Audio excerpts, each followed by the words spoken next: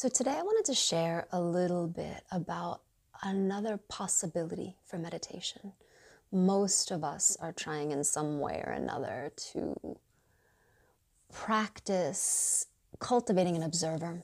And this observer is the one that observes the thoughts, that observes the sensations, that observes the whole occurrence inside the field of us.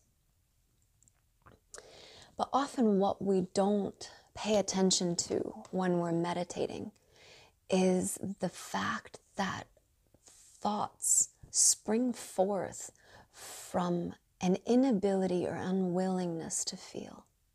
So if there's a core feeling inside of me that I'm unwilling or incapable of experiencing fully, the mind will generate content, it will generate thoughts, it will generate information, it will generate plots and plans and rehashing of the past and all kinds of things in either the past or the future or anywhere in between. And I will not be able to stop thinking. That's what compulsive thinking is, and most of us think compulsively. But when I shift the focus from observing the thoughts to observing the feeling, I have the possibility for a few things to happen. One is the possibility for me to strengthen the witness's capacity to hold feeling, to hold sensation, to hold emotion. We think so much to get away from a feeling that we understand as being too much, as being kind of deadly. If I were to feel that to its fullness, I wouldn't be able to withstand it. I would die. And that's because these core feeling knots are generated when we're children, and we actually don't have the energetic and emotional structure to withstand such strong feelings. And our whole defense mechanism is based on a reality that might have been constructed when we were 2 years old. We might still be defending a creature that has long since evolved and changed. So shifting the focus in meditation toward feeling can help us to understand certain patterns that are ever present. So I'll give an example. I am a person who has a lot of shame. And that layer of feeling exists as an emotion, and it also exists as various sensations. Now, during a period of my life, I had, well, actually not during a period of my life, all the time, in all of my life, for whatever reason, I need to speak in front of people. It's somehow this wondrous paradox of like the thing that I totally the most don't want to do and the thing that I, in order to fulfill my mission, need to do all the time. And the problem is that I can go into such an intense core of shame when I am in front of people speaking that I can actually like lose awareness of time and space. I can faint. I can do all kinds of things. Or I could.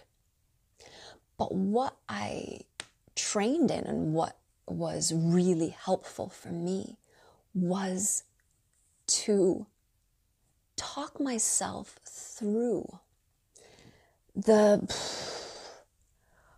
set of chain reactions that would happen when I would start to feel shame in front of others. There are a set of sensations that repeat every time, no matter what the situation externally is. The internal experience is the same.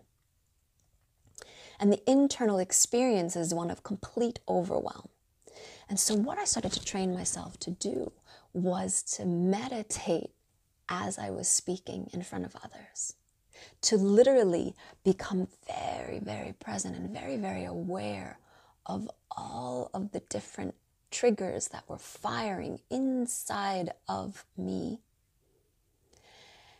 and slowly kind of gaining a kind of capacity to navigate through them.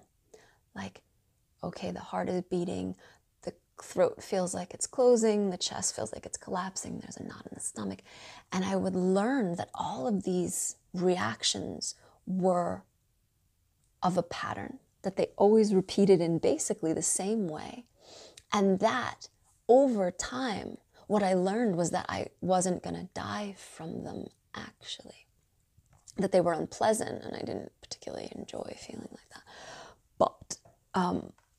But that also there was another part of me which could feel it all and keep going, which could feel all of the discomfort, all of the insanity that was going on in my being, which was a lot. You know, starting to sweat and starting to breathe too heavy and starting to panic and all the things. And stay there and do what needed to be done. And the only reason that I reached that place was because I really needed to, and because I was willing to train. And most of us have something like this, a kind of feeling that we can't bear, whether it's shame or fear or jealousy or feeling inadequate, or for everyone, there's at least one.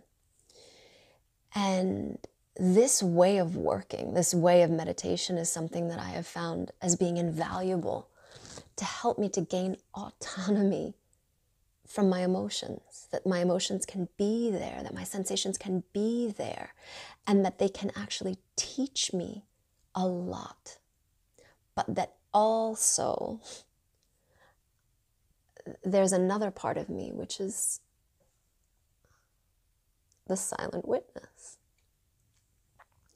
So the way that we would do this is very simple. You would allot time in the day to feel. You would either sit down or even lay down. Finally, a meditation when you can relax, and you would relax. And you would feel everything that is present and active in your body and in your being. And the first thing that happens is you go, oh my God, there's so much going on in here. And inside of that, you learn that there are some loops that run on autopilot, some sets of sensation that are happening no matter what's happening outside. And you start to strengthen your capacity to withstand them. Yeah? So feeling is an important part of the human experience, one that we often try to deny and negate and avoid. But it is something which gives us an incredible depth of experience, a depth of perception. And instead of avoiding it, we can learn from it, to connect with it, and to remain present through it.